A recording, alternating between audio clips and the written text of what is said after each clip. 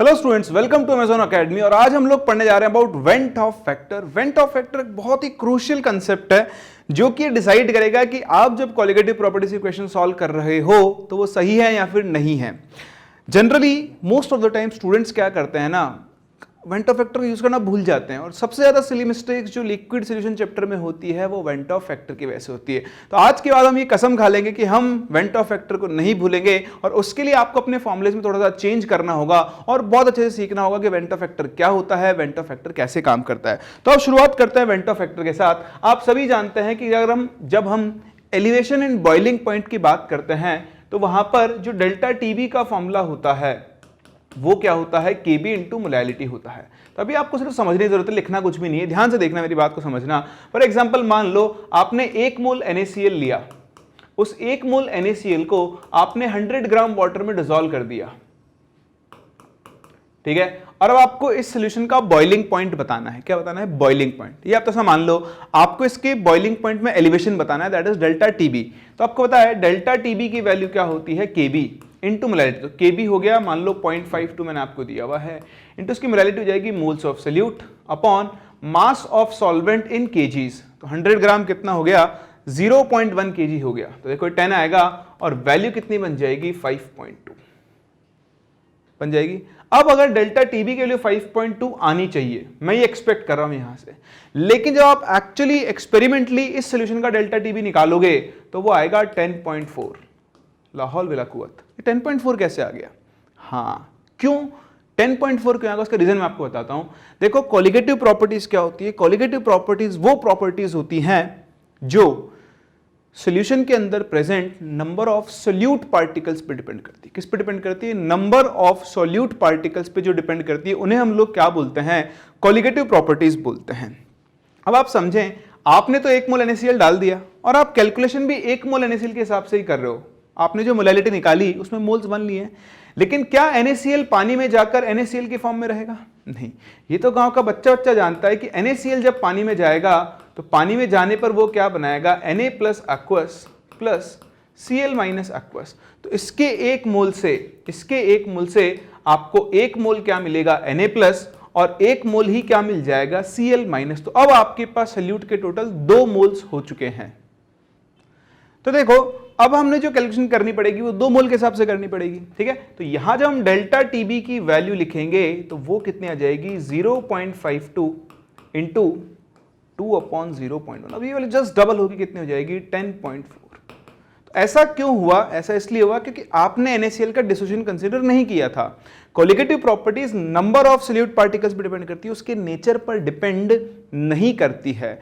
तो कितना आ रहा है दैट इज इंपॉर्टेंट, कहां से आ रहा है दैट इज नॉट इंपॉर्टेंट। तो कितना आ रहा है, देखो टोटल 2 मोल आ रहा है, 1 इसका, इसलिए वैल्यू चेंज हुई। तो अब आप देखो ये जो आपने वैल्यू लिखी थी 5.2, इसे तो हम बोलते हैं एक्सपेक्टेड वैल्यू। तो इसे आप एक्सपेक्टेड बोल सकते हो या फिर आप इसे नॉर्मल कॉलिगेटिव प्रॉपर्टी बोल सकते हो या फिर आप इसे थियोरेटिकल वैल्यू भी बोल सकते हो। ये जो वैल्यू आई इसे हम बोलते हैं एबनॉर्मल। सबसे ज्यादा नाम चलता है वो चलता है नॉर्मल एंड एबनॉर्मल। तो आप इसे एबनॉर्मल बोल सकते हो या फिर आप इसे एक्सपेरिमेंटल बोल सकते हो या फिर आप चाहो तो इसे ऑब्जर्व्ड कॉलिगेटिव प्रॉपर्टी भी बोल सकते हो। क्या बोल सकते हो? ऑब्जर्व्ड कॉलिगेटिव प्रॉपर्टी बोल सकते हो। तो या तो हम बार बार ऐसे कंसीडर करें, तो इस चीज को मिनिमाइज करने के लिए, एलिमिनेट करने के लिए एक टर्म डिफाइन किया गया जिसे हम वेंट ऑफ फैक्टर बोलते हैं। तो देखो अब हम बात करते हैं वेंट ऑफ फैक्टर की। तो जो वेंट ऑफ फैक्टर होता है I, वेंट ऑफ फैक्टर, उसको सिंपली डिफाइन करते हैं as the ratio of abnormal और ऑब्जर्व्ड और एक्सपेरिमेंटल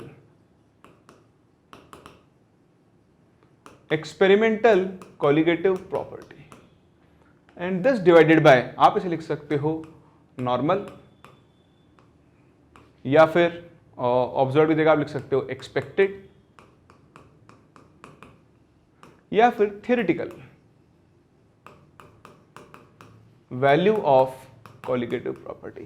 तो इस तरह से किसी भी गिवन सॉल्यूट के लिए ध्यान रखना, उस सॉल्यूट के लिए जो सॉल्वेंट के अंदर जाके या तो एसोसिएट होता है या डिसोसिएट होता है, उसके लिए हम वेंट ऑफ फैक्टर को ऐसे डिफाइन करते हैं और आई की जो वैल्यू है वो इन दोनों का रेशियो होती है। फॉर एग्जांपल पिछले केस में मैं देखूं तो वो 10.4 अपॉन 5.2, ये अब नॉर्मल वैल्यू थी, ये नॉर्मल वैल्यू है और आई की वैल्यू कितनी आ चुकी होगी, 2 आ चुकी होगी। एक चीज। दूसरा, ये जो आई है वेंट ऑफ फैक्टर आई, ये एसोसिएशन और डिसोसिएशन दोनों के लिए अलग अलग काम करता है। तो ये हमने थ्योरी के अंदर डिराइव किया हुआ है, अब हम डिराइव नहीं करते, मैं आपको सिंपल डायरेक्ट फॉर्मूले बता रहा हूं अब कि अगर आपका सोल्यूट डिसोसिएट हो रहा है, अगर पानी में जाकर वो और आयंस में ब्रेक हो रहा है, तो उसके लिए आई का फॉर्मूला बनता है 1 plus alpha into n minus 1। और अगर आप बात कर रहे हैं एसोसिएशन की, तो in case of association, for association क्या होता है, आई के फॉर्मूले में चेंज क्या आता है, 1 plus alpha into 1 upon n minus 1। अब एसोसिएशन का मतलब क्या है, या तो वो डाइमराइज हो रहा है, या वो ट्राइमराइज हो रहा है, या वो टेट्रामराइज हो रहा है। तो अगर आपका सोल्यूट यहां पर डाइमराइज हो रहा है तो डाइमराइजेशन के लिए n की वैल्यू कितनी हो जाएगी, 2। अगर वो ट्राइमराइज हो रहा है तो ट्राइमराइज होने के लिए n की वैल्यू कितनी हो जाएगी, 3, एंड सो ऑन, आपकी कहानी चलती रहेगी। डिसोसिएशन का मतलब यह है कि एक मोल से कितने मोल मिला। फॉर एग्जांपल अगर आप बात करो NaCl, तो NaCl जब टूटेगा तो वो टूटकर क्या बनाएगा, Na plus plus Cl minus, देखो n की वैल्यू हो जाएगी 2। मान लो आपके पास AlF3 है, तो AlF3 टूटकर क्या बनाएगा, Al3 plus plus 3F minus, उसके लिए n की वैल्यू कितनी हो जाएगी, 4। तो एक मोल से जितने मोल्स आयन मिल रहे हैं वो आपको n की वैल्यू मिलेगी। एक और चीज मुझे देखने को मिल रही है, अगर अल्फा 100% हो, अगर अल्फा 1 है, क्या हो जाए, अगर अल्फा 1 हो जाए, if alpha is equals to 1, then उस केस में आई की वैल्यू n के बराबर होगी। और अगर आप यही चीज यहां पर देखें कि अगर यहां अल्फा 1 है तो उस केस में आई की वैल्यू 1 अपॉन n के बराबर होगी। एक और चीज मुझे साफ साफ यहां पे दिखाई दे रही है, आपको भी दिखनी चाहिए, डिसोसिएशन के लिए आई की वैल्यू हमेशा 1 से बड़ी आएगी और एसोसिएशन के लिए आई की वैल्यू हमेशा 1 से क्या आएगी, छोटी आएगी। अब आपने अभी तक जितने भी कोलिगेटिव प्रॉपर्टीज के फॉर्मूले पढ़े हैं उनमें आपको आई को इंक्लूड करना होगा, एक चीज। दूसरी चीज, अगर आप ध्यान से देखें, ये जो आई वाला टर्म है ये सॉल्यूट के साथ आ रहा है, सॉल्यूट के नंबर ऑफ पार्टिकल्स बदल रहे हैं, सॉल्वेंट के नहीं बदल रहे हैं। तो जहां जहां फॉर्मुलेज में मोल्स ऑफ सोल्यूट काम में आएगा वहां पर आपके फॉर्मुले चेंज हो जाएंगे। तो अल्टीमेटली अब समझने के बाद आपको अपने फॉर्मुले जो आपने पढ़े हुए हैं उनको चेंज करना है। तो बहुत ही ध्यान से देखें, मैं आपके सामने फॉर्मुले लिख रहा हूं। पहला फॉर्मुला होता है आपका relative lowering of vapour pressure का, आप लोगों ने फॉर्मुला सीखा हुआ है P0 minus PS upon P0, ये होता है मोल फ्रैक्शन ऑफ सोल्यूट के बराबर। तो मोल फ्रैक्शन ऑफ सोल्यूट देखो क्या होगा, वो होगा मोल्स ऑफ सोल्यूट होगा डिवाइडेड बाय क्या होगा, moles of solute plus moles of solvent होगा। और यहां आप आई से मल्टीप्लाई कर दो, क्यों, क्योंकि वेंट ऑफ फैक्टर है, वेंट ऑफ फैक्टर सॉल्यूट की वजह से आ रहा है, तो जहां जहां सॉल्यूट के मोल से वहां आप आई से मल्टीप्लाई करते जाओ, ठीक है। एक अच्छा, दूसरा आपने पढ़ा था elevation in boiling point, elevation in boiling point that is delta TB. तो डेल्टा टीबी किसके इक्वल होगा, आई इंटू केबी इंटू मोलैलिटी, सिंपल। सिमिलरली अगर आप डिप्रेशन इन फ्रीजिंग पॉइंट देखना चाहते हो, depression in freezing point that is delta TF, तो उसका फॉर्मूला क्या बन जाएगा, आई इंटू के F into molality. Similarly fourth आपके पास आएगा ऑस्मोटिक प्रेशर, ऑस्मोटिक प्रेशर, तो ऑस्मोटिक प्रेशर पाई की अगर हम बात करें तो ये बन जाता है ICRT। तो आपने जो भी पुराने फॉर्मूले सीखे हैं सब भूल जाओ, these are the most important one formulas. कई बार ये मैंने थ्योरी में पढ़ाया हुआ है आपको पहले भी, तो उसमें आप ध्यान रखें कि कई बार आपको लोअरिंग से मोलैलिटी निकालनी होती है। तो एक शॉर्ट ट्रिक फॉर्मूला सिखा रहा हूं, that is P0 minus PS upon PS, this will be equal to होगा M solvent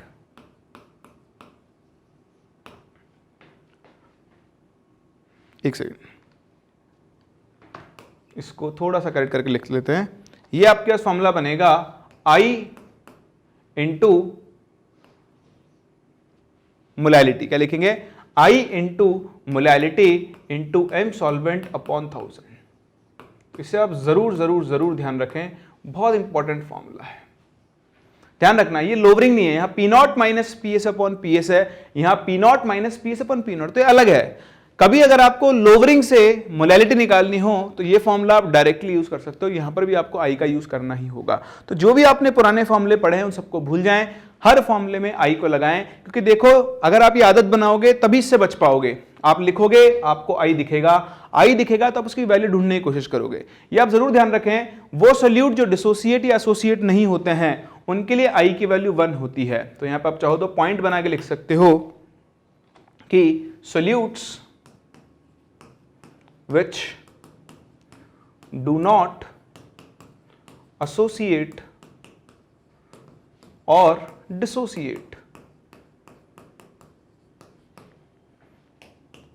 I is equals to 1। Example जैसे आपके पास ग्लूकोज हो गया, वो पानी में डिसोसिएट नहीं होता, शुगर हो गई नहीं होती, यूरिया नहीं होता, इथाइलिन ग्लाइकॉल, तो ये सब वो सोल्यूट्स हैं जो पानी के अंदर एसोसिएट डिसोसिएट नहीं होते हैं और इनके लिए आई की वैल्यू हमेशा 1 होती है। अब यूज कैसे करना है वो तो हम क्वेश्चंस के थ्रू देखते हैं, ठीक है। ये चीज आपको समझ में आ गई है, फॉर्मूले आपको समझ में आ गए। स्टार्ट करते हैं देखो क्वेश्चंस के साथ। देखो पहला क्वेश्चन क्या कह रहा है, डेसीमोलर सोल्यूशन ऑफ पोटेशियम फेरिसाइनाइड। वैसे तो इसने फॉर्मूला लिख दिया है, मैं इसकी जगह होता तो मैं फॉर्मूला भी नहीं लिखता।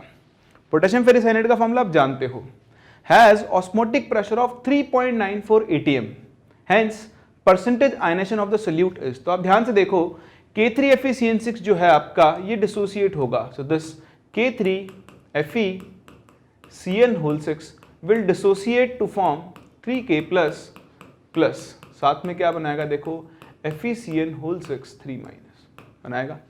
तो देखो एक मोल से 3 + 1 n की वैल्यू 4 हो गई ना। आपको अल्फा निकालना है तो आप जानते हो आई का फॉर्मूला बनेगा 1 + n - 1 × अल्फा, तो ये बन गया 1 + 3 अल्फा। अब आपका काम क्या है, वेंट ऑफ फैक्टर आई लेकर आना। तो भैया पाई इज इक्वल्स टू क्या होता है ICRT। तो ध्यान से देखें, यहां से आप आई की वैल्यू क्या लिख सकते हो, पाई अपॉन CRT लिख सकते हो ना। तो पाई कितना, ऑस्मोटिक प्रेशर दिया आपको 3.94 atm, ठीक है। सी कॉन्सेंट्रेशन कितनी है, डेसीमोलर का मतलब हो गया 1/10, 0.1 लिख लो चाहो तो, 1/10 लिख रहा हो ना, डेसी मतलब 1/10। आर की वैल्यू 0.0821, तो मैं 0.08 यूज कर रहा हूं, है ना, दी हुई नहीं है इसमें, कैलकुलेशन के पर्पस से यूज कर लेते हैं। अब चाहो तो पूरी 0.0821 यूज कर लेना, वो आपकी इच्छा है। चलो पूरी यूज कर लेते हैं, छोड़ो कोई बात नहीं। सो 821 इंटू टेम्परेचर कितना है यहाँ पर 300 है, दिख रहा है आपको। तो 10 को 2 पर भेज दो, ऊपर बन गया 39.4 डिवाइडेड बाय नीचे कितना बन गया, तो ये बन गया 8.21 इंटू 3, सो 24.63 ये आपकी वैल्यू होती है।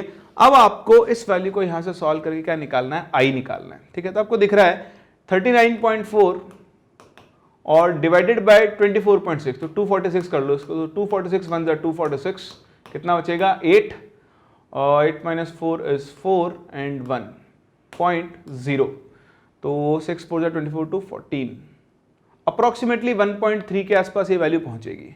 आपको दिख रहा है आई की वैल्यू अप्रोक्सीमेटली 1.3 आ रही है। तो देखो 1.3 इज इक्वल्स टू क्या बन गया, 1 + 3 अल्फा। 1 को इधर भेजो, 0.3 इज इक्वल्स टू 3 अल्फा। तो देखो अल्फा की वैल्यू कितनी आ रही है, 0.1। 0.1 कितना होता है 10%, तो अप्रोक्सीमेटली 10% के आसपास आपको अपना आंसर मिल जाएगा। तो कैलकुलेटिव था, लेकिन कैलकुलेशन को आप छोटा कर सकते हो अप्रोक्सीमेशन के थ्रू, क्योंकि गैप है 10% का। तो 2 तो आ नहीं रहा, तो 20% हो नहीं सकता, तो अप्रोक्सीमेटली कितना आएगा आपके पास 10% के आसपास इसका आंसर आपको मिलने वाला है। कर सकते हैं। चलिए देखें अगला क्वेश्चन। ये हो गया क्योंकि मुझे इसे हटाना पड़ेगा, सो लेट इट गो। ये देखें अगला question, 1 molar aqua solution of an electrolyte A2B3 is 60% ionised. अब उसका जस्ट रिवर्स हो गया है, आपको इसका बॉइलिंग पॉइंट निकालना है। ध्यान देना एक्वा सॉल्यूशन है, ये भी एक बहुत इंपॉर्टेंट चीज है भाई। डेल्टा टीबी जो होता है ना, डेल्टा टीबी वो किसके इक्वल होता है, एलिवेशन इन बॉइलिंग पॉइंट। मतलब सॉल्यूशन का बॉइलिंग पॉइंट बढ़ जाता है, तो boiling point of solution minus boiling point of pure solvent होगा। अच्छा मुझे बताओ कि एक्वस सॉल्यूशन में सॉल्वेंट कौन होता है ना, वाटर होता है। तो वाटर का बॉइलिंग पॉइंट कितना होता है, 100 डिग्री। इसको इधर भेज दो, तो जैसे ही भेजोगे तो बताओ बॉइलिंग पॉइंट ऑफ सॉल्यूशन जो है वो कितना हो जाएगा 100 प्लस डेल्टा टीबी के इक्वल होगा। तो 100 प्लस डेल्टा टीबी, आपको डेल्टा टीबी ढूंढना है। तो देखो इसके लिए डेल्टा टीबी का फॉर्मूला क्या बनेगा, इलेक्ट्रोलाइट है ना, I इंटू के बी इंटू मोलैलिटी बनेगा। अब आप देखो I कितना A2B3 जो है वो टूटेगा और टूट कर क्या बनाएगा, ये प्लस है माइनस से क्रॉस मल्टीप्लाई करो तो ये बनाएगा 2A3 plus 3B2 minus 2 and 3 n की वैल्यू 5 आ गई। 60% आयनाइज्ड है तो देखो I is equals to 1 plus alpha के लिए 0.6 इंटू n माइनस 1 2.4, I की वैल्यू आ गई 3.4, तो रखो I की वैल्यू 3.4। ठीक है, एक्वा सोल्यूशन है, के भी दिया हुआ नहीं है, चिंता ना करें, एग्जाम में देगा। वाटर के लिए 0.52 होता है तो अभी मैं वही वैल्यू ले रहा हूं। इनटू मोलैलिटी कितनी है 1। बस इसे आप सॉल्व कर लो, आपको अपने क्वेश्चन का आंसर मिल जाएगा। कर सकते हैं ना, तो बहुत ही आसान है। अच्छा 100 में ऐड भी करना है, ठीक है, तो अभी तो मल्टीप्लाई कर लो 0.52 तो 52 लिख लेते हैं, बाद में लगा लेंगे 8671 और 3 पॉइंट, तो ये बनेगा 1.768। ठीक है, अब वाटर का बॉइलिंग पॉइंट होता है 373, तो 373 में 1.768 और ऐड कर दो तो आपको दिख रहा है 374.76। D option will be the correct answer to this question. तो वेंटो फैक्टर का यूज बहुत इंपॉर्टेंट है। अब कई बार कहते हैं लोग बिना इसके शुरू हो जाते हैं, तो उस केस में उनके आंसर्स हमेशा क्या आएंगे, गलत ही आएंगे। तो वेंटो फैक्टर को जरूर ध्यान रखें, बहुत बहुत बहुत इंपॉर्टेंट होता है। चलिए और देखें क्वेश्चन, ये देखें एक और क्वेश्चन, सॉरी क्वेश्चन तो रिपीट ही हो गया है वापस से। ये देखें next question, the freezing point depression of a 0.1 molar solution of formic acid is 0.2046 degree Celsius. ठीक है, तो आपको फ्रीजिंग पॉइंट डिप्रेशन के लिए दी हुई है डेल्टा टीएफ, कितना दिया हुआ है 0.2046 डिग्री सेल्सियस। ठीक है, 0.1 मोलर सोल्यूशन है, साफ साफ लिखा है क्वेश्चन में molarity is equal to molality. अभी ध्यान रखना, डाइल्यूट सॉल्यूशंस के लिए हम मोलैलिटी को हमेशा मोलैलिटी के इक्वल लेकर चलते हैं, तो ये नहीं भी बताता तो हम वो काम कर सकते थे। ठीक है, what is the equilibrium constant for the reaction, इस रिएक्शन का आपको इक्विलिब्रियम कांस्टेंट निकालना है। ठीक है, KF ऑफ H2 दिया हुआ है 1.86। अब देखो ध्यान से देखना आप लोग, एक्चुअली ये जो रिएक्शन है HCOO माइनस, यहां इस क्वेश्चन बहुत अच्छा क्वेश्चन है, इसको समझने के लिए ना आपको आयनिक इक्विलिब्रियम भी आना चाहिए। ठीक है, तो ध्यान से देखो ये क्या बना रहा है HCOOH aqueous plus OH minus, तो ये एक्चुअली एक हाइड्रोलिसिस रिएक्शन है, यहां पर इक्विलिब्रियम आएगा, तो ये हाइड्रोलिसिस रिएक्शन है और इसके लिए हाइड्रोलिसिस कांस्टेंट बनता है KH, जिसकी वैल्यू होती है KW अपॉन, देखो ये HCOH का कॉन्जुगेट बेस है, तो यहां जो एसिड बनता है उसका K आता है। ये चीजें मैं आपको आयनिक इक्विलिब्रियम में भी सिखा चुका हूं। ठीक है, तो KH इक्वल टू क्या बनेगा, KW अपॉन K बनेगा, यहां पर बनेगा, बिल्कुल है। अब आपको KH के लिए ढूंढनी है एक्चुअली, मतलब आपको कहीं ना कहीं से KA ढूंढ के लाना है, तो उसके लिए हम आएंगे यहां 0.1 molar solution of formic acid, तो ये जो आपका फॉर्मिक एसिड है HCOOH, ये डिसोसिएट होकर क्या बनाएगा HCOO minus plus H plus, तो हमने आयनिक में पढ़ा है C minus C alpha C alpha C alpha, तो जो Ka की वैल्यू है वो बनेगी C alpha square upon 1 minus alpha. अब अगर आपको कहीं से अल्फा मिल जाए तो उस अल्फा के लिए यहां रख के आप K निकाल सकते हो और K के लिए यहां रख के आप इसका KH निकाल सकते हो, तो वही हमको काम करना है। अब आपके पास वैल्यू काम में आएगी, ये देखो डेल्टा TF का फॉर्मूला बनेगा I इंटू KF, KF की वैल्यू कितनी है 1.86 इंटू मोलैलिटी, देखो इसकी मोलैलिटी कितनी है 0.1, तो यहां से आप I की वैल्यू निकालो 0.2046 डिवाइडेड बाय कितना बन गया है ये 0.186। ठीक है, तो अगर आप यहां पर पॉइंट्स को कैंसिल आउट करो, ओवरऑल ये वैल्यू आपके पास बन जाएगी 204.6 डिवाइडेड बाय 186। अब आप ये वैल्यू कैलकुलेट करोगे तो ये आपको मिलेगी 1.1 आ गया। तो I की वैल्यू अगर 1.1 आ गई है तो आप देखो यहां डिसोसिएशन के लिए I का फॉर्मूला क्या बनेगा, I is 1.1 is equals to 1 plus alpha into n minus 1। ध्यान से देखें अल्फा की वैल्यू आ गई 0.1 होता है 10%, अल्फा के लिए यहां रखो, तो देखो कंसेंट्रेशन थी 0.1, अल्फा हो गया 0.1 का होल स्क्वायर और नीचे आएगा 1 माइनस 0.1। तो ध्यान से देखें 1/9 इंटू 10⁻²। सॉल्व मत करो, ऐसे रख लो। अब इस वैल्यू को यहां लाओ तो KW तो गांव का बच्चा अच्छा जानता है 10⁻14, K की वैल्यू 1/9 इंटू 10⁻²। तो देखो 9 तो आ गया ऊपर इंटू 10⁻12। है कोई आंसर? देखो क्लोज ऑप्शन है बी और सी, करेक्ट आंसर कौन सा होगा आपका? ऑप्शन नंबर बी होगा। तो ये जो आपका वेंट ऑफ फैक्टर है बहुत क्रूशियल कंसेप्ट है, इसके बिना आप मूव नहीं कर सकते हैं। And that is all for today. Happy learning.